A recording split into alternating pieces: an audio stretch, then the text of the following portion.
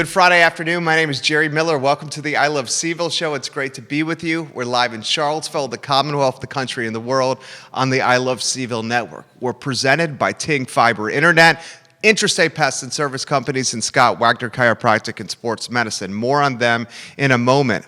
School in Louisa County underway right now. The Daily Progress did a great job of covering back to school, some of those photos for you.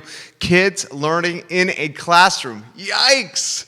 That topic on the I Love CVille Show with Lee Elberson of Clayborne Education. Pattie Zeller is also going to join us. She's the businesswoman and visionary behind Animal Connection. She's expanding her business from McIntyre Plaza to Ix Park. She's opening in less than 30 days. We'll spotlight that evolution. Bluegrass Grill, the fabulous breakfast eatery in downtown Charlottesville, is doing a pop-up at Devil's Backbone. I love this partnership. Thank you to Scott, the fabulous Esquire in Virginia Beach, for putting this on my radar. Scott, I know you love food, and thank you for watching today's show. We'll talk Bluegrass Grill and Devil's Backbone on the program.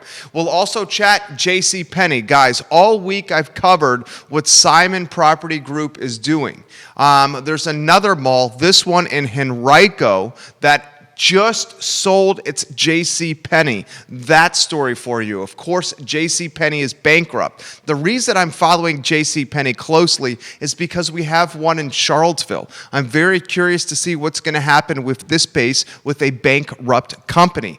AMC Movie Theaters opening up again, and they're incentivizing people to go back to the movie theater with 15-cent tickets. You heard me correctly, 15-cent ticket prices. Would you have the confidence or the courage, the gumption, the internal fortitude to go into a movie theater for 15-cent ticket prices? Judah Wickower says, hell yeah, I would do that in a heartbeat, and put his fist up in the air and said, let's go. And how about Simon Property Group? This is the company behind Fashion Square Mall, announcing yesterday that they're going to buy Lucky Brands, Lucky Jeans, Lucky Brands, now going to be in the Simon Property Group arsenal of brands. I'm following Simon Property Group closely because they have Fashion Scare Mall, Fashion Square, Fashion Scare in the city of Charlottesville and Albemarle County, right there on the line. And I'm curious to see what they're going to do. Simon Property Group, we let you know earlier in the week, is on the brink of a joint venture with Amazon.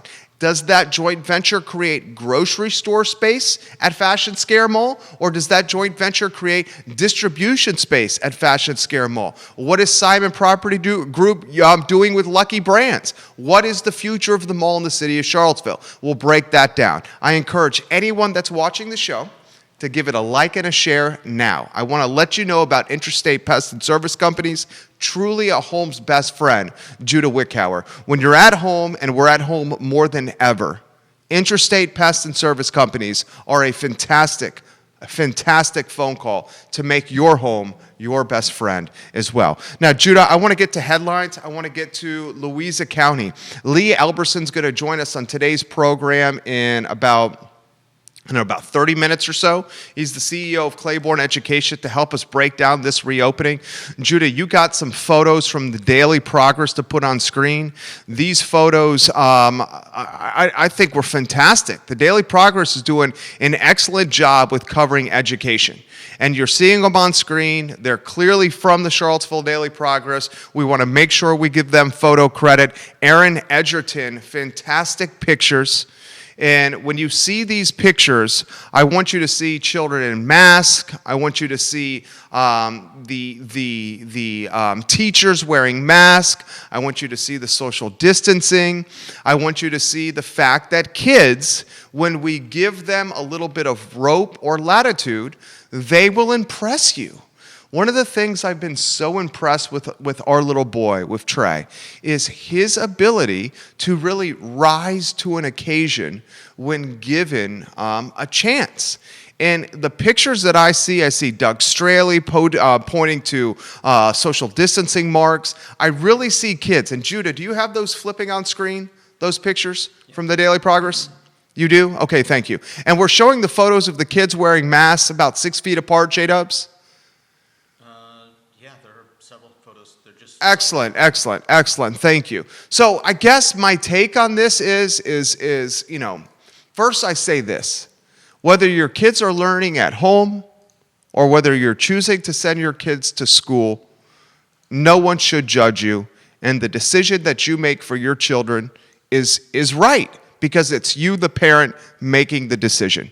And you as a mom and dad know what's best for your kid more than any armchair quarterback ever could know.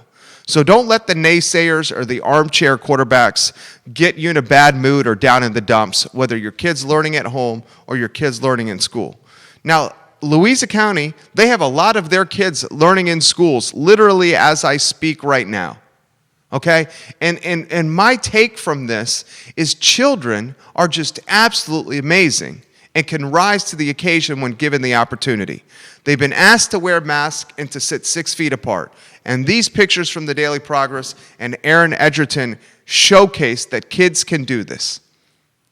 Okay? So I think we should never underestimate the next generation because the kids that I've been around, my boy in particular, I know can rise to the occasion and really impress us. All they need is the chance. So props to the Lions. Props to Doug Straley's school district, props to Mineral, and to the entire Louisa County school system. Job well done. It's not easy being a pioneer and first to market, and they, in a lot of ways, are doing it with kids in a classroom wearing masks. And it makes me, part of my heart, really, really happy, guys. The next headline I want to get to is Bluegrass Grill and Devil's Backbone. Well, folks, an eatery, especially from a breakfast spot, in particular on the weekends, that has captivated Charlottesville's Bluegrass Grill. Now, Bluegrass Grill, because of COVID, has closed. It closed in the Glass Building, kind of in between the downtown mall and Ix Art Park. There was this tucked away little eatery that is just, it was just amazing. Okay, I've been going there myself personally for what seems like 15, 16 years. The line was always out the door. Food priced fantastically, sweet or savory. I mean, just absolutely fantastic breakfast cuisine at Bluegrass Grill and Bakery. COVID-19 forced this family-owned business, Christy and her team, to close shop. Well, now, if you get it on screen, Judah, Devil's Backbone and Bluegrass Grill, a pop-up shop, that pop-up breakfast spot that makes me really happy. Okay, I think anytime we have a chance to recreate or rebirth or take a fabulous business from closure and give it a flicker of hope again, we should support and rally around. Okay, and we know the food's good. We just know that COVID, unfortunately, created a situation that no one had planned for. And on Sunday, Saturday and Sunday to be in fact, from 7 a.m. to 12 p.m., you have an opportunity to go to base camp at Devil's Backbone for a first come, first serve, reservations are not required, pop-up breakfast. Okay? They got deck seating outside. You're going to have cocktails, orange juice, coffee, and all their breakfast favorites. Christy, I love you. I love seeing Bluegrass Grill come back. If it's a short while, it's a short while. If it's longer, it's longer. I just love seeing you. Love seeing it. Next headline I want to get to, Judah Wickower on today's show, is JCPenney. And JCPenney, we have one in Charlottesville. The headline and the news that I'm about to offer is from Henrico County. And there's another major property manager, property owner, property developer, and Tallheimer Realty Partners.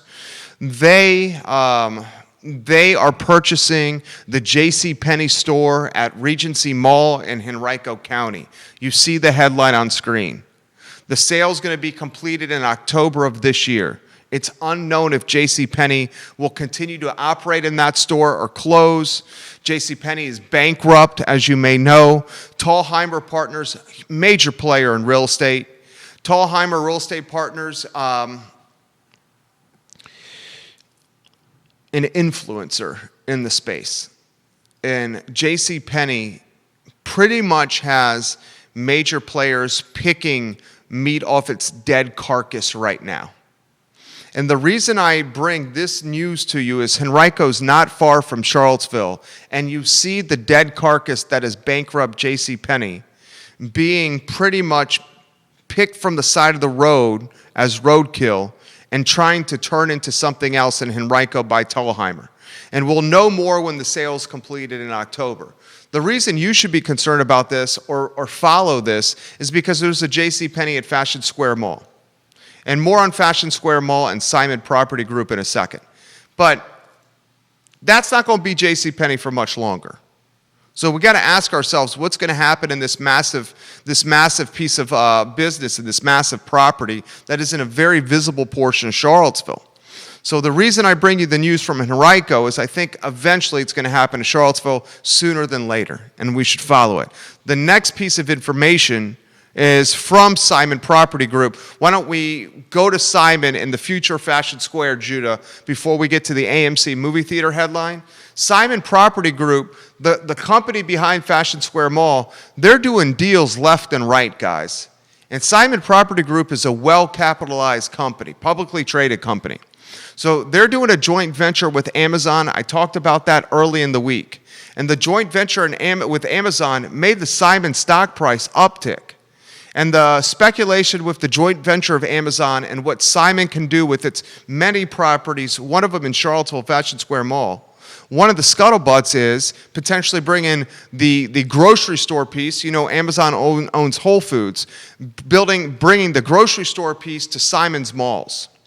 And then Simon has a new type of anchor tenant, and that new type of anchor tenant would not be a Belk or a JCPenney per se, or a Sears. It would be a grocery store.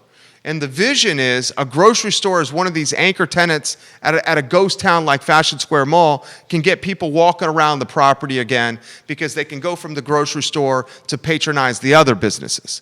Now, the alternative scuttlebutt, the alternative idea that's being conversated about with this joint venture with Amazon and Simon Property Group is distribution warehouses and taking the Sears and the JCPenney's, the bankrupt businesses, and converting them into distribution hubs. And I've cautioned the Albemarle County Board of Supervisors, who most certainly would have to rezone a retail place like Sears or a retail place like JCPenney into a new kind of zoning for a distribution hub, a warehouse space for Amazon. I've cautioned the Board of Supervisors to realize that will create collateral damage within Albemarle County and the city of Charlottesville. Brick and mortar, mom and pop, locally owned retailers are doing well now because they're offering same day or next day delivery, and Amazon right now has such high demand, they're doing 5-7 day delivery. So if you have a distribution hub in Charlottesville at Fashion Square Mall, because of this joint venture between Simon Property Group and Amazon, that distribution hub could create jobs and it could drive tax revenue incremental, but at the same time, it's going to cannibalize other jobs and cannibalize other tax revenue from the local retailer, the local mom and pop that is trying to beat Amazon by offering same-day delivery. Bringing in a distribution warehouse to our Albemarle County, our city of Charlottesville, is only going to expedite the process of shipping around here and only hurt the locally owned businesses. So the future of Fashion Square Mall, we need to ask ourselves that question. What is the future? Its current iteration is not the future. It's a ghost town. It's an absolute ghost town and a shell of its former self. We've heard the rumors left and right about the University of Virginia. We're going to leave those to a side for now and not even talk about them. Instead, we're going to talk about what's been in the news this week. This is what we know. This week, the people that are behind Fashion Square Mall, Simon Property Group, are doing a joint venture with Amazon. We know that. The people behind Fashion Square Mall are buying lucky brands. We know that. So a well-capitalized business, publicly traded, is trying to rebirth or reimagine its archaic structure that is in Albemarle County, real close to the city of Charlottesville, Albemarle County line. So we should follow it. And I hope to see more coverage on it by the other local media, and we will certainly cover it closely here on the I Love CVille Show. Very quickly, before we get to some of your comments, before we welcome Pattie Zeller to the show. And Pattie Zeller is of Animal Connection. She's the owner of the business. She's taken a company in less than 20 years, and she's expanded it, twice, Pattie, at McIntyre. She's right behind CVille Coffee. So she launched the business little under 20 years ago out of her garage, Pattie did. And she saw a need where her Chesapeake Bay Retriever had cancer and was given a short life expectancy, Ernie, her Chesapeake Bay Retriever. And she said, I'm going to try everything to give Ernie a longer shot in life. And she changed his diet to a raw, natural food diet. And she got some other friends involved and had freezers in her garage. And lo and behold, she's like, this is a business. People care about their dogs. So she went to McIntyre behind CVille Coffee and opened Animal Connection. We've had the absolute pleasure of working alongside Pattie now for close to 5 years as her advertising agency. And I've seen Pattie literally take strategic chance and strategic chance and strategic chance and bet on herself, and it pays off. I believe she's expanded twice at McIntyre. She's expanding now away and out of McIntyre to Ix Park, where she's adding an extra 1,000 square feet to her business. She's going to get in-house dog training with a business association with Lead the Way Canine Training. She has a bar. She has outside space, plenty of parking, and it's just really built this ecosystem, or this full service educational, positive water cooler of the animal world of Charlottesville and Central Virginia. And I'm going to ask her how she did this and how she's expanding in COVID. She'll join us in 4 minutes. Lee Elberson, the CEO of Clayborne Education, to talk about Louisa County reopening, to talk about the future of schools, to talk about virtual learning versus in-person learning, how it applies to college, how it applies to school across the board. He'll join us at about 1:15 on today's program as well. I want to get to one more headline before we get to your comments. And we have two opportunities during today's show to have your comments read and heard across the I Love CVille Network. So put your comments in the comment section of any of the Facebook pages, Instagram, Twitter, LinkedIn, iTunes, Podcast, Apple, Spotify, YouTube, whatever it may be. Hit me up with DM, whatever it may be. I'll get to your comments in about 2 minutes. Judah Wickower, I included this headline in here for you. Judah Wickower is a big-time movie buff, loves movies. AMC will reopen on August 20th. This is one of the biggest movie theater players in the business. Thank you, Judah. The headline's on screen. After 5 months of pandemic lockdown, AMC Movie Theater will reopen. Its stock price soared yesterday 14% because of this news. It's going to reopen its doors on August 20th to celebrate 100 years in business of AMC Movies, and it's going to celebrate by charging you the movie ticket price from 1920. And in 1920, to go see a flick, to go see something on the silver screen in 1920 at an AMC movie theater, you paid 15 cents, a dime and a nickel, 3 nickels, 15 pennies, 15 cents. To go to a movie theater. And it's going to offer the same price as it reopens its doors on August 20th. I'm going to follow this closely because I think there are certainly certain businesses that are indications of consumer confidence or economic recovery, some more so than others. One of the business industries that is a good reflection of consumer confidence and economic recovery is movie theaters. How willing are you to go into a movie theater for 2 hours to breathe air that is not outside in a room with people you do not know? That is a good indication of consumer confidence and market recovery. Another one is Disney World, Busch Gardens, and King's Dominion. King's Dominion will not reopen in 2020. King's Dominion will not. Busch Gardens is opening in a limited capacity. Disney Worlds are trying to open around the world. Another indicator of consumer confidence and how quickly and how well the recovery is happening is theme parks and whether or not people will patronize them. Okay? So I'm following spaces like theme parks. I'm following spaces like movie theaters. I'm following the recovery of the wedding and event industry. I'm following the recovery of locally owned restaurants, not the Applebee's, the locally owned restaurants. I'm following these types of businesses to see recovery.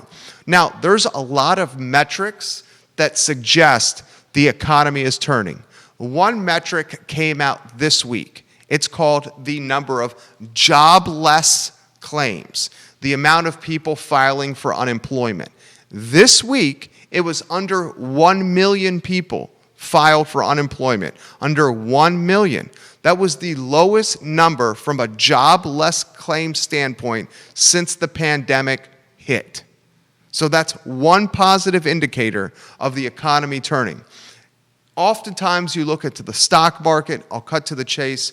My portfolio is booming. The stock market is upticking, upticking, and upticking. But the stock market, Wall Street, and the real life, the small businesses, the SMBs, the small and medium-sized businesses of the world, Main Street, the divide between Wall Street and Main Street has never been so great. So while the portfolios are producing and performing, I don't look at that so much as a recovery. I just look at that as an indicator of somebody having some disposable income to invest into the market. The true indicator for me is how many people go to Christie's pop-up at Devil's Backbone, at Base Camp. How many people get in their cars and go to a pop-up at a brewery to support a breakfast eatery that was arguably the most popular in Charlottesville? That's an indicator of recovery.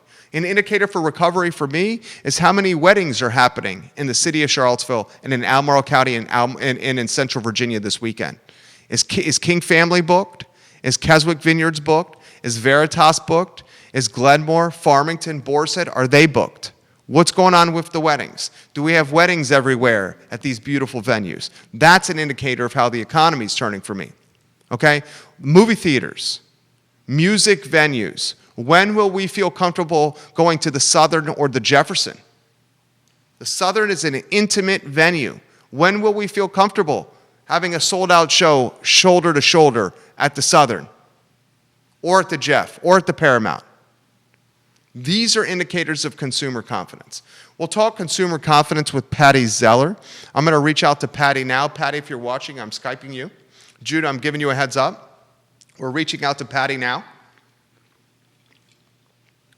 I have Pattie on the line, Judah Wickhauer. Give me a thumbs up to welcome this fabulous businesswoman to the show. I am now getting the thumbs up. Pattie, are you at the new space? Are you at your current space? I'm at the new space, and actually I'm hanging out waiting for my flooring people, and I am enjoying a beverage from Brazos Tacos. Cheers. Is that a margarita? Cheers. Happy Friday. Happy Friday. Do you got a margarita there? Maybe. Nice. Good for It's you. It's definitely watermelon. It's definitely lime. It's definitely some salt. I love it. Go for it. I love it. So Pattie Zeller's her business, Animal Connections, going to Ix Park right next to Brazos. I mean, some of the best food out there, Brazos, Pattie.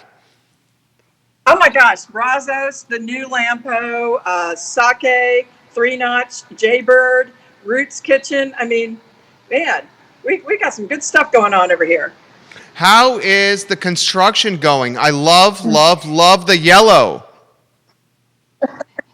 Oh man, the build out is done. I'm waiting for the flooring guy right now to come and put the padded flooring in for the dog training. And, we've already started moving some things in. So we're going to do a lot of moving this weekend and a lot of setup. So we're moving right along. That's amazing. That's amazing. So grand opening is estimated? September 1st. September 1st on the grand opening. I'm so happy for you. The old Animal Connection will close on the 28th of August. Okay. August 28th and then a September 1st grand opening. Okay, let me throw this to you, Pattie, here. Right. What has been the most challenging aspect of this process for you so far? this might sound cavalier, but it's really not been. We've had great people helping us. Our build out has gone super smoothly. We're well planned. We knew exactly what we want to do with the space, and it has been virtually seamless.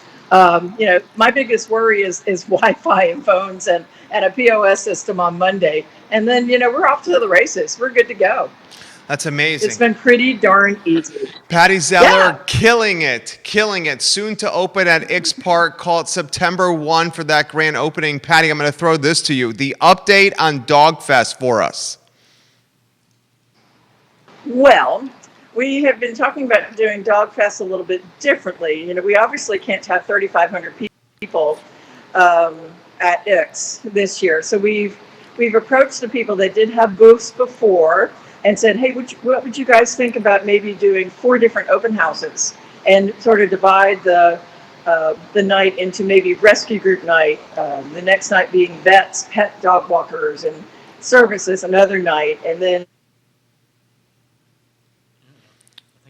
in-house here, so we can definitely do that. Right, and then just do a couple of days and nights where we're just going to do just a big, wild, grand opening party. So, we've put the information out there. The restaurants here are all for it. They are all on board and, ready to host all the dog lovers and cat lovers out there. So stay tuned for the next week or so. We should have answers for you. I love it. The business, when it opens, give us an idea of what we can all expect.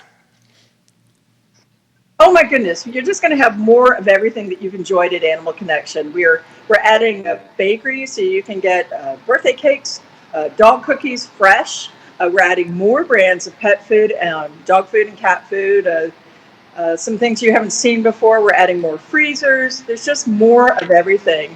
A bigger self-serve dog wash area, more grooming, and the dog training area is really, really nice. I mean, it's spacious. It's going to be nice to have your dog trained for family manners, or we have a class that we're going to call Brew Dogs, where you can, get your dogs acclimated to go into wineries and cideries, breweries, and things with you, and they'll have good manners. And that's going to be the biggest thing, probably, is just having the dog training in house. That's a super big addition. Nice, Pattie. So, yeah. Nice. Hey, how'd you? What do you say to all those folks out there right now? You've had you're expanding. You've had some success here in 2020. Give us some perspective. What do you say to all those folks out there, Pattie? Well, I tell you what. I mean, we have worked super, super hard. I mean, we planned in December. When we saw what was happening in Seattle and Points West, we said, we better get prepared. So we did have a plan for curbside.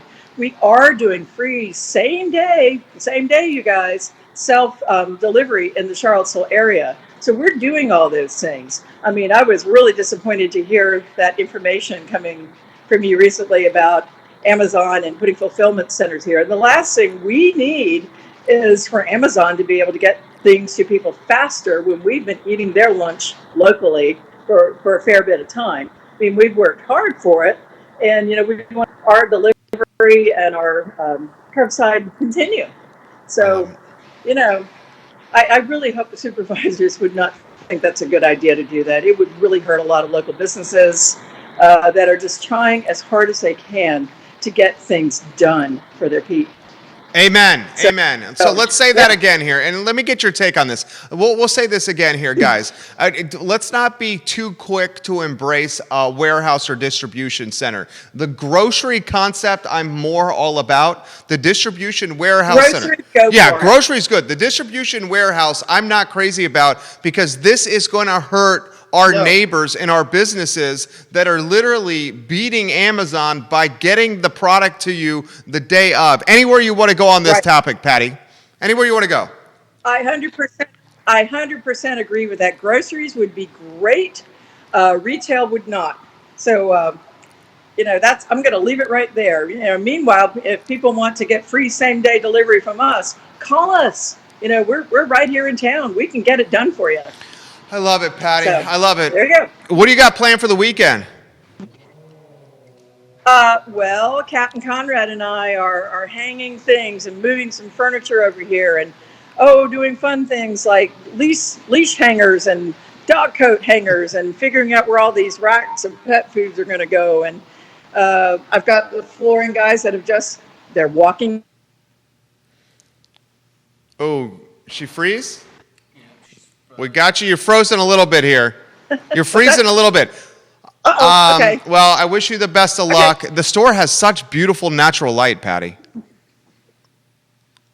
It really does have very good light, and the yellow works really well. And I think people are really going to like what they see when they see it. Me too, man. I think you're amazing. You're such a visionary. Well, thank you. We'll see you next. We'll see you next week. We'll see you All right, Wednesday. sounds good, Pattie. You have a good one. Pattie Zeller, guys, of Animal Thanks, Connection. Gary. She is absolutely fabulous. Let's emphasize that a point again. She's fabulous. I love Pattie. Let's emphasize that point again. That the distribution and warehouse center is not. I really hope that's not what it becomes. On top of that, if you're Simon and you have the mall, just from a strategy standpoint, the grocery play is so much better for the rest of the mall than the distribution play.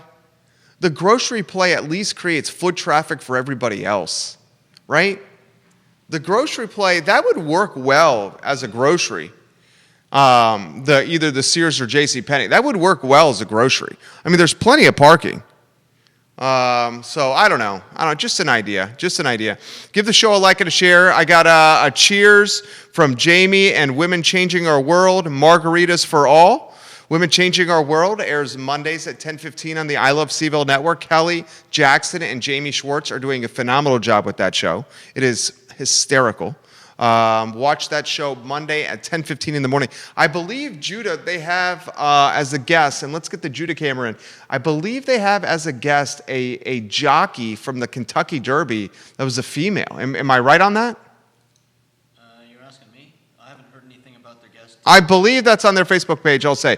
I'll check it out. Barbara Lundgren says, I'll say it again, tear down Fashion Scare Mall and build a convention center. We need a convention center. Barb, you're 100% right. Andre Xavier is a huge proponent of the convention center as well. She says, tear down the mall and build a convention center. The convention center would attract midweek business to the area.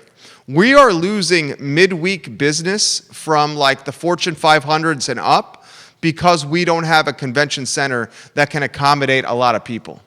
So the convention center is very much needed. Pattie said it was her third expansion. This is her third expansion. Well, good for you, Pattie. That is amazing. Welcome Abdul Bari to the broadcast. And Johnny, we'll get you back on the broadcast. Johnny's opening up a restaurant in Zion's Crossroads. We'll get him back on here. Let's reach out to Lee Elberson. Lee Elberson, if you're watching, I'm going to reach out to you in 15 seconds. Lee Elberson is the CEO of Clayborne Education. He is has his pulse on a lot education related. It's his passion and his profession. Clayborne they've created or they're offering the personnel, the educational. What is the term he calls them? Educational. He's got a name for the folks that work for him. I'm going to ask for him. I'm going to ask him what that name is. But basically, if you are looking to create a pod, his company can help you do that. So he's a valuable resource that has the inner workings of not only public and private schools, but the inner workings of pods and neighborhoods that are being set up and homeschooling. So Lee Elberson, Judah, I'm going to reach out to him now, the CEO of Clayborne Education. I have a lot I want to ask of him and pick his brain about. Smart dude. Ooh, he's wearing a nice collared shirt. He's got a different background today as well. I like it. It's a casual background. He's got a photo of his dog over there. He's got a beautiful flower or plant of some kind. Lee Elberson, you are live for Charlottesville, Central Virginia, the Commonwealth, the country, and the world. So, Lee, what is it you call your team members? I heard it in a radio ad on 106.1 in the corner. Was it educational? What do you call them? So they're educational consultants. I think that's essentially what we're going towards now. If you look at like what the future of education is it's not just, oh, you're going to need help with SAT prep, or you're going to need help with calculus, or you're going to need help with this. It's like, what are you trying to accomplish in your life? What is the end goal? Do you want a job in finance? Do you want a job in media? What do you want? So these consultants basically help your child get to that level. What can we do in the next months or years to accomplish that? You're 1,000% right. It's essentially a general contractor helping a homeowner get from vision to reality. The educational consultant is doing the same, and I agree with you. That is the future of education. I think your company, frankly, is on the cusp of tremendous growth because of where everything is going. You essentially are like, a text, an email, a phone call away, and then being able to be next to the student and help them learn.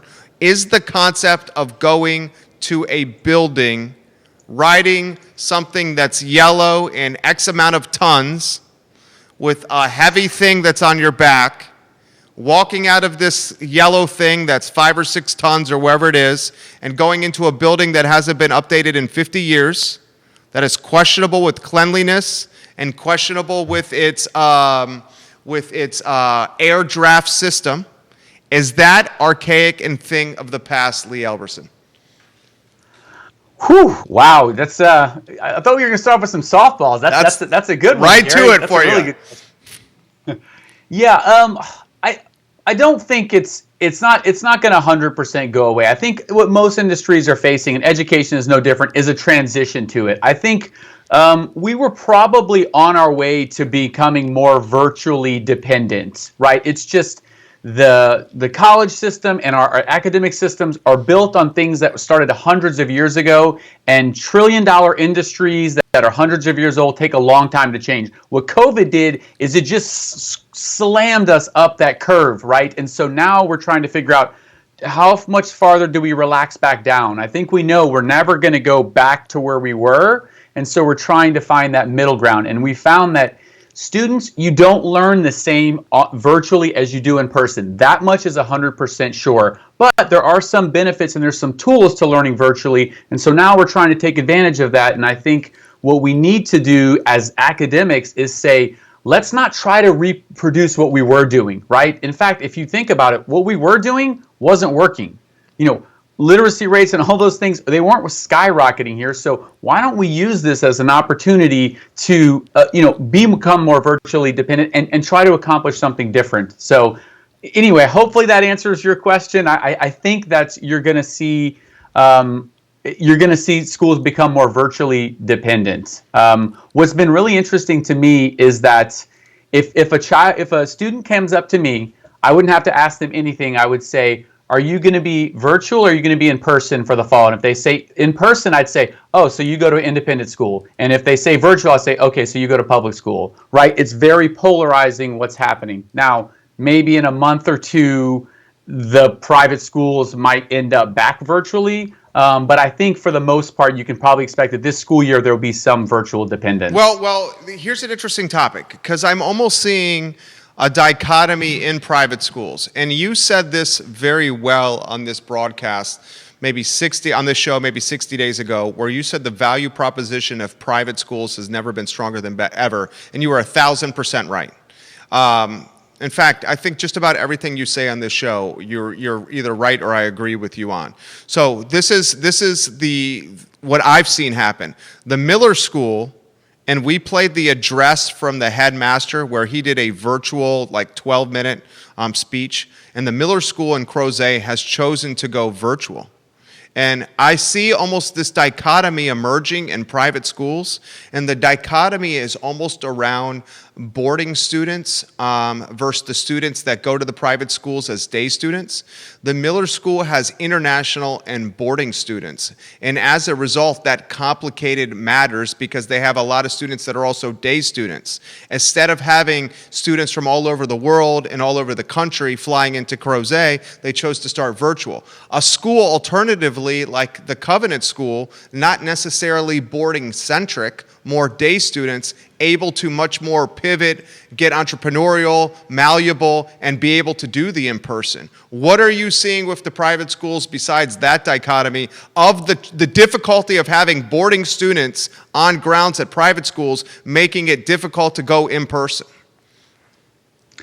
Yeah, I think, when you look at what they're trying to face, I mean, if you look at what happened with the public schools, they tried to offer something in person. They just got a ton of pushback from parents and teachers about being able to do that safely. And, doing it in a school the Covenant schools, they're big, but you're talking 500 students. When you look at Albemarle County, that's 2,000 students. So the classroom sizes are much bigger, and so they had different problems to face. So you're right, when you have a school that has resources, its ability the large campus to manage small classroom sizes, they're gonna move in person to the best they can. And I've been masters, and what I'm hearing is they're planning for the worst and hoping for the best. So they're gonna go in person, but in the back of their mind, they're all thinking, okay, how long until there's one outbreak and then we have to go 100% virtual? So they're trying to get students back in that environment. And I've talked about this many times.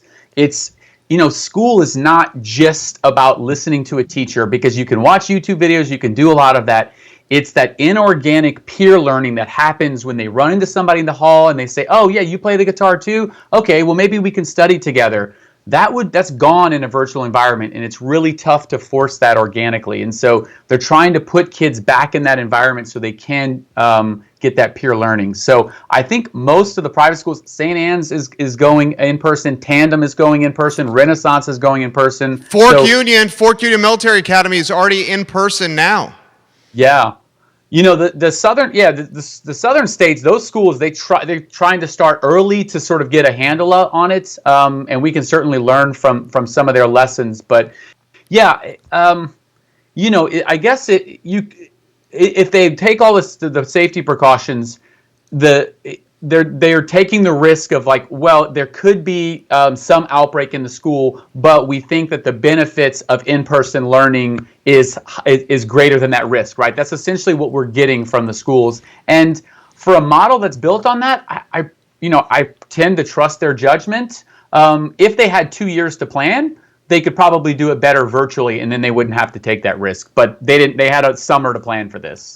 So you got comments coming in for you already. Stephen Randolph says this: Jerry, please relay to Lee the interview you did with Anwar Allen, who was creating his pod from home, and ask for Lee's take on that. I will do that, and I was going to do that. Thank you for bringing that to my attention. Before I do, I got something for Lee from my notebook here. Did you see the story out of Fairfax County Public Schools, where leadership in Fairfax County straight up said that these, the pods and the resources that come from having some wealth is going to create a learning gap, but the school system in Fairfax was not willing to help facilitate its teachers to go from public schools to home learning? Did you see that? And what did you make of the story if you did?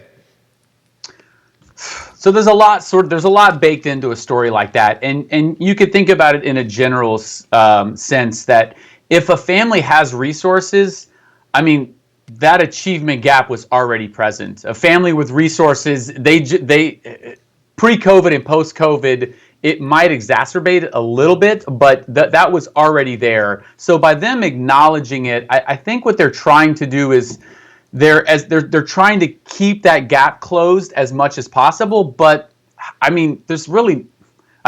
can you do? You can force them to go in class. You can't force affluent parents to not be able to pay for private education for the kids and tutors and coaches and all of this stuff. So that, I don't think that accomplishes what they wanted it to.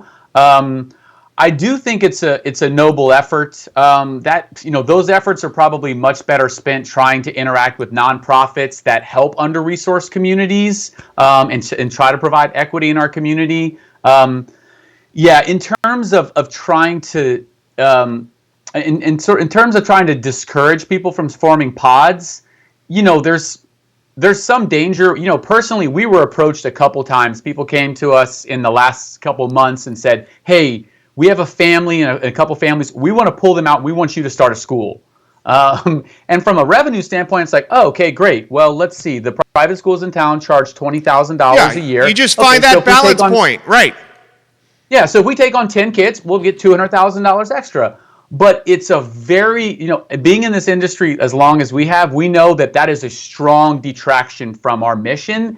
And furthermore, we probably, if their thought is that, oh, we'll take them out of school for a year and then we'll put them back in, we're never going to be able to do it as good. We're going to have to put together something to put them back in a system that we don't even know what the system will look like in a year. Now, if they were going to say, we're going to give our kids with you permanently, we want you to start a school to help prepare them for their career choice, that would be something different.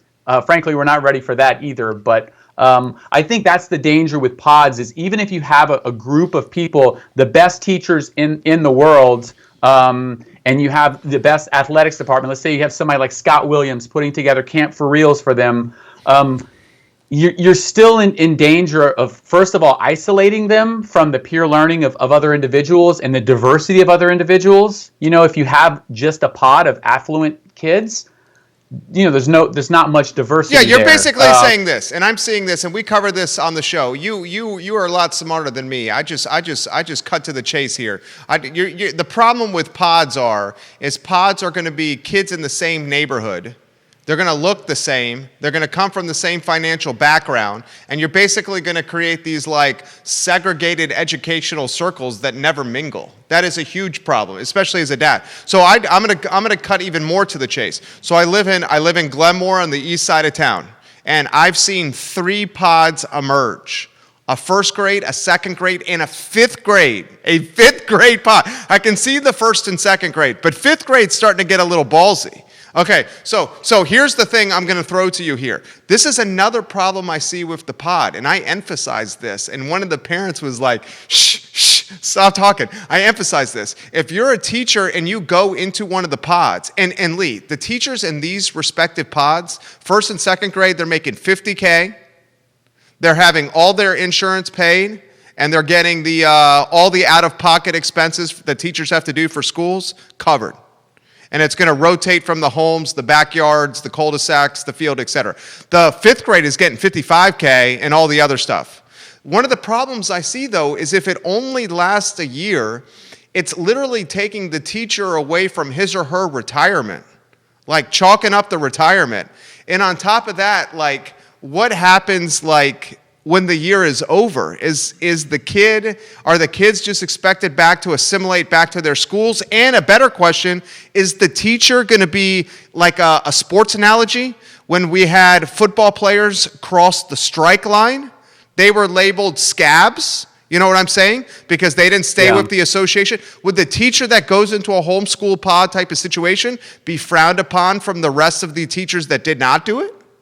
I mean, what are your thoughts on all this? Okay, so I will preface all of this with saying I think the idea of alternative education mechanisms and not putting people through the standard meat grinder of our academic systems, I love the idea. I think the broader the spectrum, there's a lot of problem solving that happens.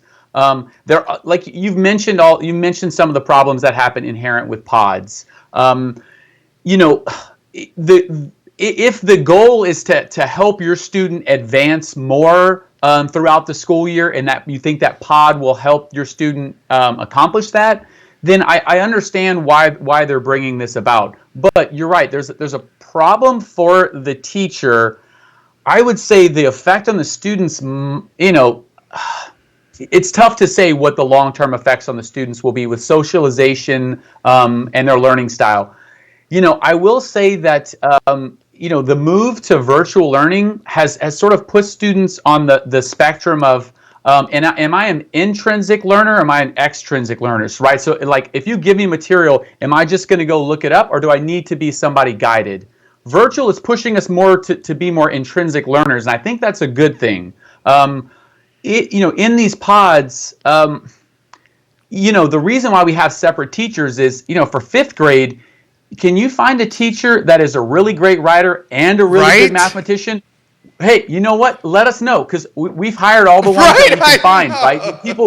you fought my business partner is one of those people. He's good at both. We have somebody else on staff. He's good at both. We have someone else. She's good at both. But out of the 20-something tutors we have, 3 of them, and we had to search high and far for them. There's not many that can do all of those things really well.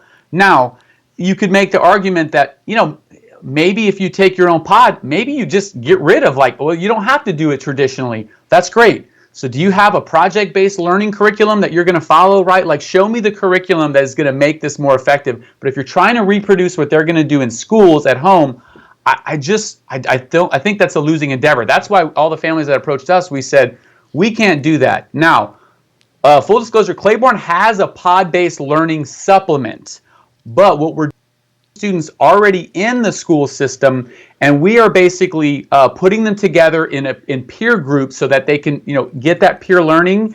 And then we're going above and beyond what the school system is asking and saying, what are you passionate about? Let's help you form what your career choice is going to be and build your college candidacy, because that is definitely, for the most part, it's really tough to do that in the school system. They're just trying to get through the bare minimums.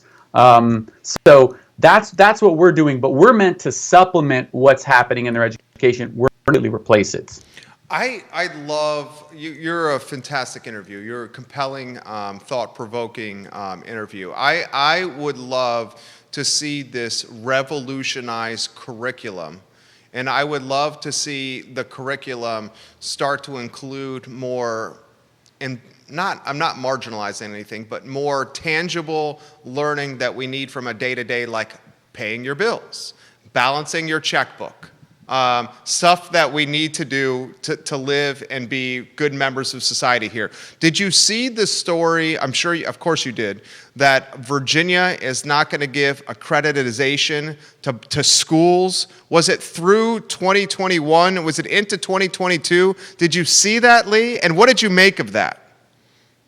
Yeah, I'll be honest. I saw the story. I didn't read it in depth. I think that what they're doing is some of the accreditation. It's because the schools are doing so many different things. They have to revisit the accreditization process, and so I think that's a good thing. Maybe this opens alternative forms of education up. It is going to make it difficult for some of the schools because they might have to. What's best for the community right now may not be accredited by trying to serve the community right now. So, even doing it statewide is tough because the needs in Richmond are different than the needs in Charlottesville. I can tell you, we have tutoring companies in both, and the needs of the two communities are different. And so, making a statewide mandate over something that can be it's going to be tricky. All right, well, we get out of here on this note here. How do you expect this fall semester? I mean, it's tough to ask you this question because you don't have a crystal ball. If you were a betting man, would you expect the fall to go completely virtual across the board? You always ask me this, Yeah. I'm bullish or bearish. You know this. You're the bull, I'm the bear here, right? I'm always worried about contingencies here, Jerry. I think that I would bet that most of the schools are going to end up virtual. And I know this because Clayborne hasn't gone full in person. Just thinking about all of the liabilities and the tracking, the monitoring, reporting, right? Like you have to ask families, hey, you need to be 100% honest with us. Tell us if anybody you've been in contact with has been exposed. That's a lot of tracking, especially for schools of thousands of students. We don't actually, the private schools are hundreds of students, but even then it's a lot of tracking. So I think those are going to end up virtual. UVA is a very interesting case. I think, in some ways we need the students here for revenue's sake, but when they extended the start of in-person sessions, what I was thinking?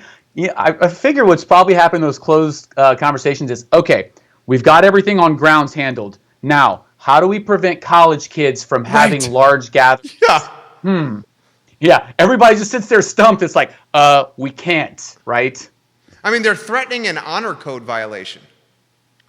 The University of Richmond is like, we're going to bring you up on honor charges if you guys are caught, which is crazy. Can you imagine getting kicked out of the University of Virginia because you're at a CAG party at Phi Kappa Psi? I mean, it's crazy. It's a nationwide problem. It's like, we have all these restrictions. I think it was great that Charlottesville and the county put in that mandate to wear masks inside. But then I thought, so who's going to enforce this, right? Like if I go into like a burrito place, and I see somebody without a mask, is there going to be a cop everywhere? Does the business owner, does he have to say, oh, I'm going to report you? It's a really difficult job of policing, right? You can only come up with policies that are essentially guidelines unless you have some way to enforce them.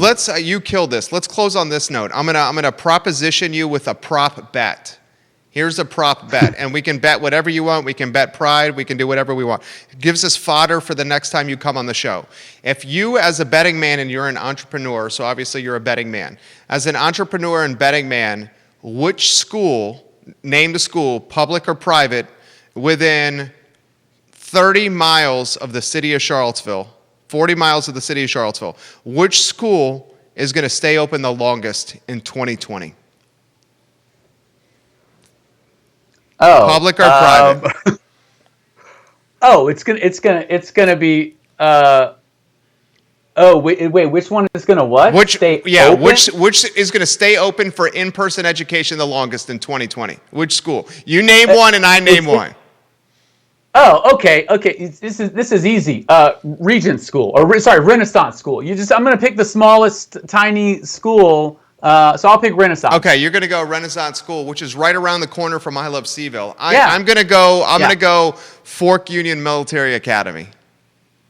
You know what? I like where you're going there, right? Because of the discipline. Yeah, I'm going Fork Union Military Academy. All right. Hey, tell you what, we're betting 20 push-ups. All right. All right, 20 push-ups on air. We have to do it on air for the guests, for the viewers. Whew, okay. All right. I got to start practicing. You can do 20 push-ups. Okay. Is Renaissance open now? Yeah, they're going in person. They're going. Okay, so I think their school. I think they start August 26th, so they start in about 2 weeks. Okay, fantastic. There's the bet, Judah. Let's mark this bet down. We got to get Lee back on the show. Which school stays open the longest? I love it. You killed it, dude. You're a smart dude. Thank you for joining us on the show, Lee. Always happy to be on here. Thanks, my friend. You have a good one. All right, you too, buddy. So Lee's got Renaissance School. You got that written down. Which school? What do you guys think? Put it in the feed now.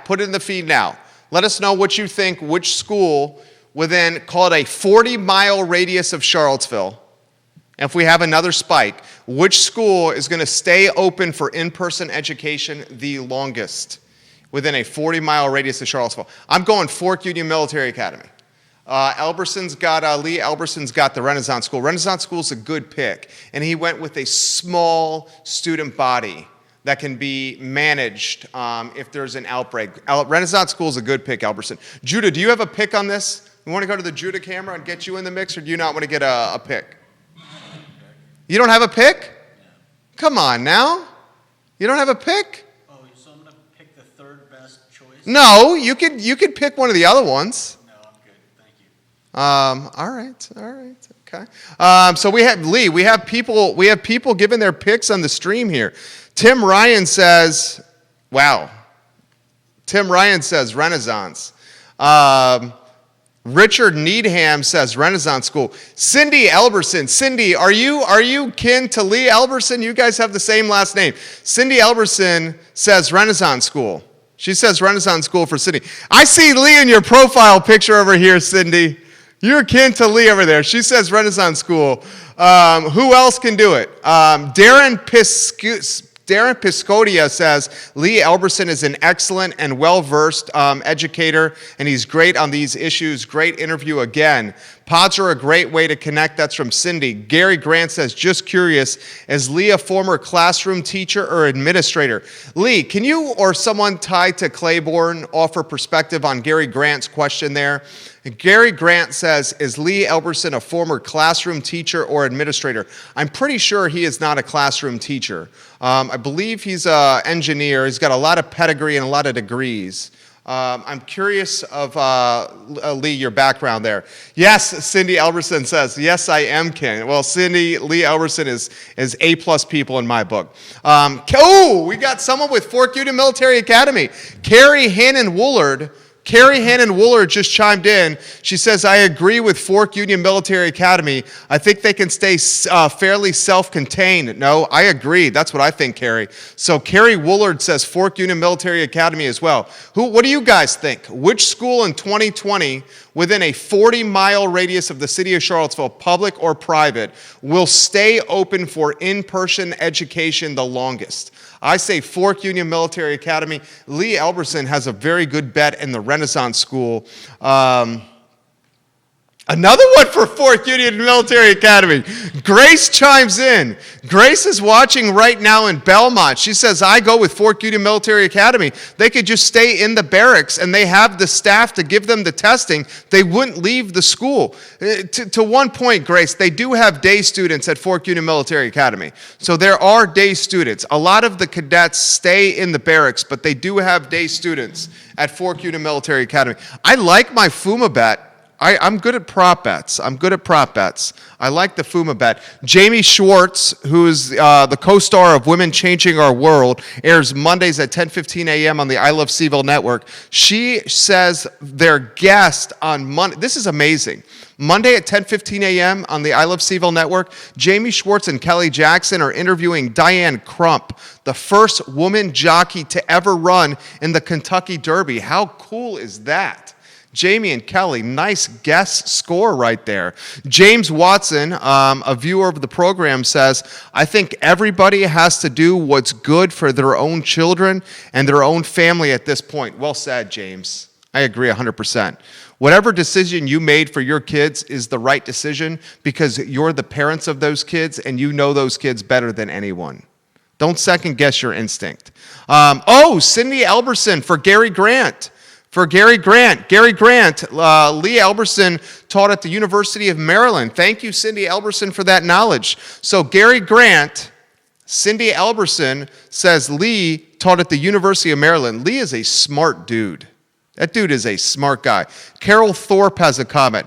Jerry, I say it again, we're going to have to re-examine the distribution of tax dollars to the public school system in this brave new world of education. At least a portion of the money will need to get kicked back to parents to cover expenses long terms for pods and private tutors. So here's an interesting topic that's been coming up.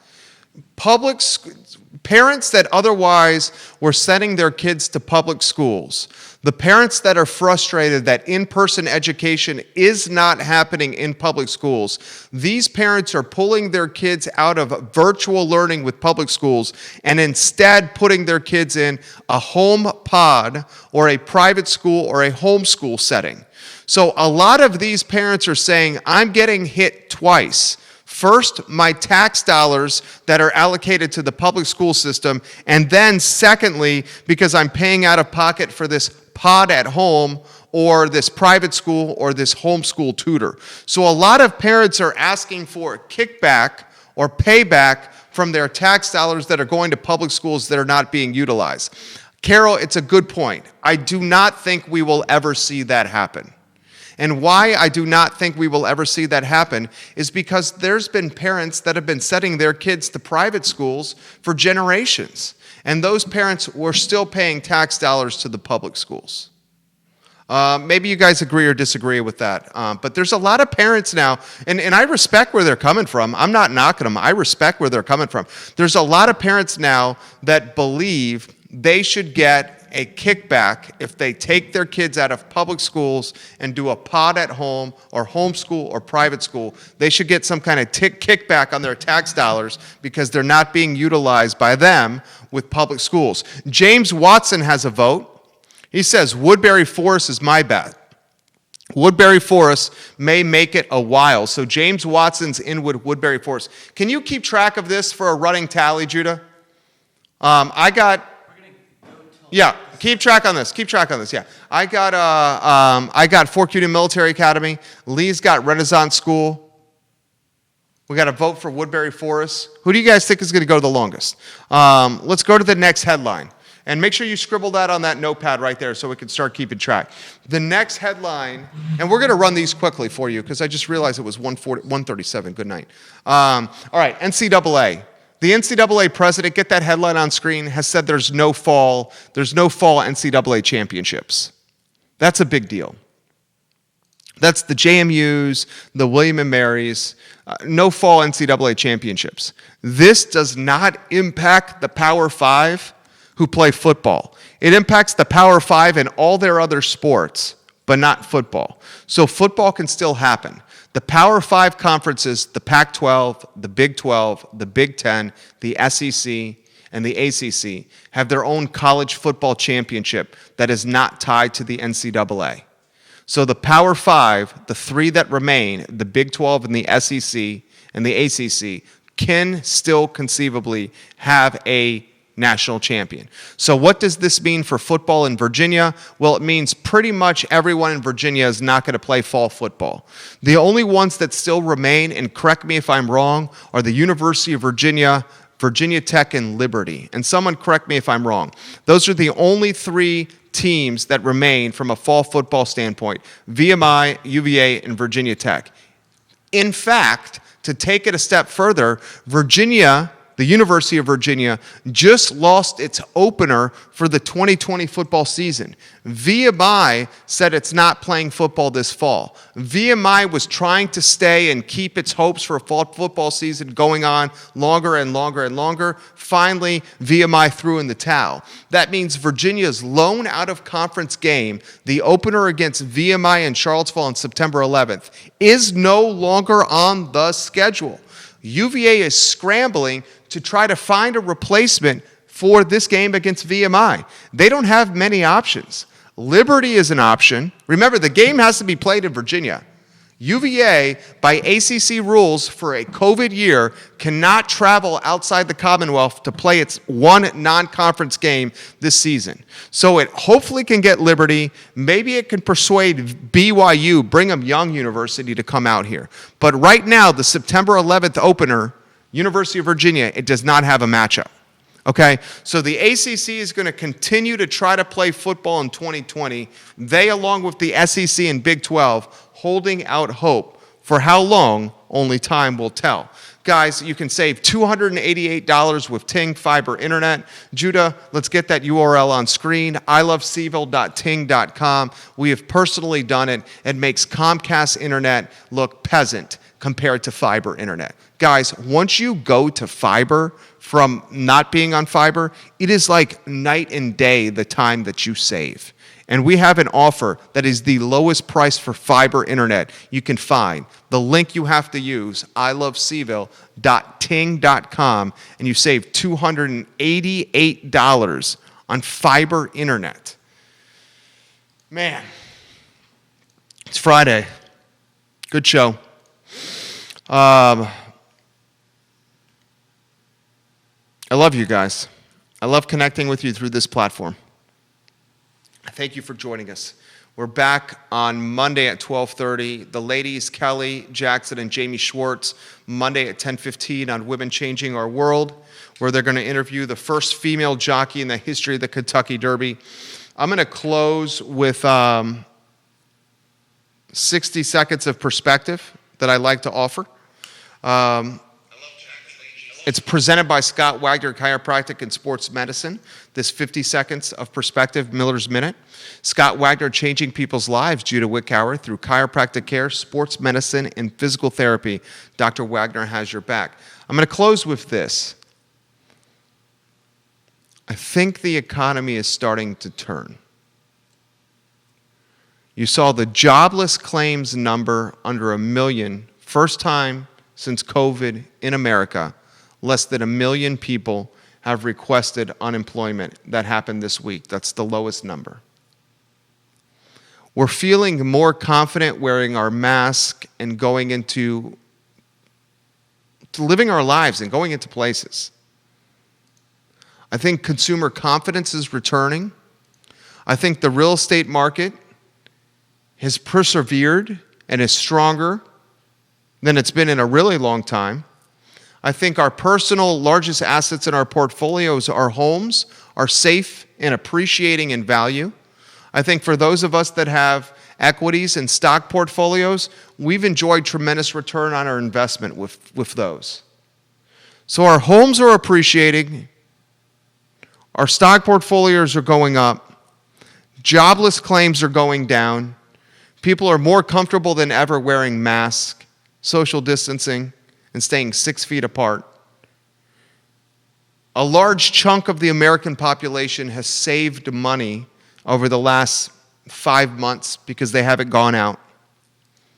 Are we on the brink of turning this corner? Maybe so, Charlottesville. Maybe so, Albemarle County. Maybe so, Virginia. Maybe so, America. Let's keep doing what we need to do to turn the corner, because I think if we do this right, we may have the best 2021, the best year 2021 that we've had in a real long time. I'm hopeful. I'm cautious, but I'm hopeful. It's the I Love CVille Show. Enjoy your weekend.